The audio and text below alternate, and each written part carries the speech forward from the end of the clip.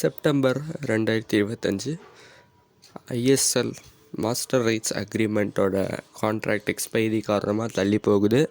And இந்த mean time clubs நிறையா லாஸஸை சந்திக்கிறாங்க.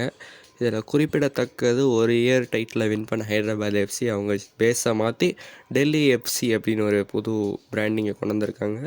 அண்ட் ஏஐஎஃப்எஃப் வரலாறு காணாத 25 கோடி லாஸை அந்த குவார்ட்டரில் சந்திக்கிறாங்க.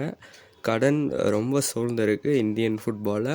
ஃபஸ்ட் டிவிஷன் ஐஎஸ்எல்லை கூட நடத்த முடியாத நிலைமைக்கு இந்தியன் ஃபுட்பால் தள்ளப்படுது. அண்ட் இந்தியன் ஃபுட்பாலோட ரேங்க்குமே 142க்கு போகுது.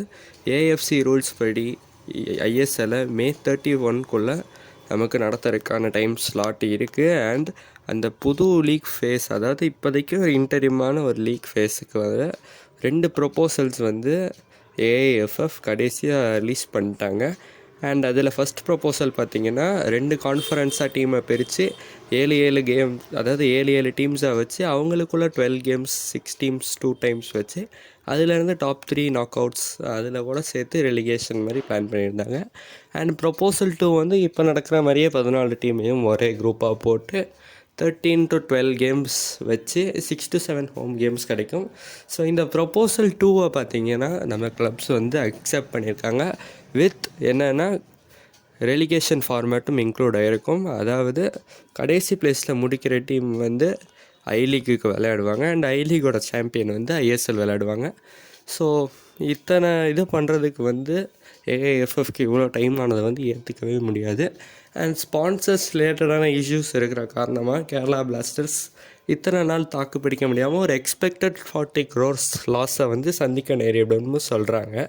அண்ட் ஸ்பான்சர்ஸ் ஃபார் ஐஎஸ்எல் அப்படின்னு பேசுகிற நேரத்தில் எஃப்எஃபோட எக்ஸ்பெக்டட் எக்ஸ்பென்சஸ்னு பார்த்தீங்கன்னா ₹70 crore இந்த ஐஎஸ்எல் சீசனை இந்த 3 மாதத்துக்கு 2 வென்யூவில் வச்சு நடத்துறதுக்கு. அண்ட் அதில் ஐஎஸ்எல் கிளப்ஸ் எந்த ஒரு கான்ட்ரிபியூஷனுமே பண்ண மாட்டாங்க. ஃபுல் அண்ட் ஃபுல் ஏஐஎஃப்எஃபால் தான்.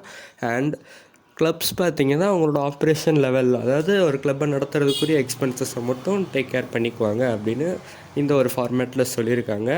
ஸோ ஏஎஃப்சி கிட்ட இந்த ஒரு நியூ லீக் ஃபார்மேட்டால் ஏஎஃப்சி ஸ்லாட்ஸ், அதாவது ஏஎஃப்சி கப், ஏஎஃப்சி சாம்பியன்ஸ் லீக்கில் விளையாடுறதுக்கான அந்த ஸ்பாட்ஸ் ஐஎஸ்எல் டீம்ஸ்க்கு கிடைக்காது. ஏன்னா அவங்களோட ரூல்ஸ் அண்ட் ரெகுலேஷன்ஸ் படி ஒரு ஐஎஸ்எல் லீக் ஆனது அட்லீஸ்ட் 8 months நடக்கணும். அண்ட் அதே மாதிரி ஒரு டீம் ஏஎஃப்சி காம்படிஷன்ஸில் விளையாடணும்னா அட்லீஸ்ட் அவங்க 24 மேட்சஸாவது விளையாண்டுருக்கணும் அப்படின்ற ஒரு பேசிக்கான என்ட்ரி லெவல் ரெகுலேஷன்ஸ் இருக்குது.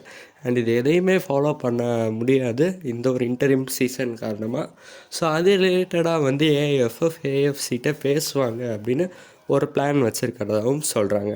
இந்த வருஷம் பட்ஜெட்டாக ஃபிக்ஸ் பண்ணப்பட்டிருக்கிற அந்த 70 crores மட்டுமே பார்த்திங்கன்னா இது வரைக்கும் நடந்த ரீசெண்ட் ஐஎஸ்எல் சீசன்ஸில் ப்ராட்காஸ்டிங்க்கு மட்டுமே ஆன செலவாக கன்சிடர் பண்ணியிருக்காங்க. விச் மீன்ஸ் இந்த வருஷத்தில் பட்ஜெட்டில் 25 crores மட்டும்தான் ப்ராட்காஸ்டிங்க்கு அப்படின்னு எஸ்டிமேட் பண்ணியிருக்காங்க. அப்படின்னா ப்ராட்காஸ்டிங் குவாலிட்டியும் ரொம்ப புவராக இருக்கும். நமக்கு ஒரு டெலிகம்யூனிகேஷன் கிளாரிட்டியே இருக்காதுன்னு வச்சுக்கோங்களேன். ஸோ பார்ப்போம் என்ன தான் பண்ணுறாங்க இந்த சீசனை அப்படின்னு. ஸோ இது ரிலேட்டடாக அடுத்த 20 yearsக்கு ஒரு லாங் டேர்ம் பிளானுமே ஏஐஎஃப்எஃப் வச்சுருக்காங்க. ஸோ அது ரிலேட்டடான வீடியோவை நான் நெக்ஸ்ட்டு அப்லோட் பண்ணுறேன். அதுவரை இந்த பிளானை பற்றி நீங்கள் என்ன நினைக்கிறீங்க அப்படின்றத கமெண்ட்ஸில் சொல்லுங்கள். அண்ட் இந்த சீசன் எப்படி ப்ரொசீட் பண்ணுறாங்கன்றதையும் பொறுத்திருந்து பார்ப்போம். நன்றி, வணக்கம்.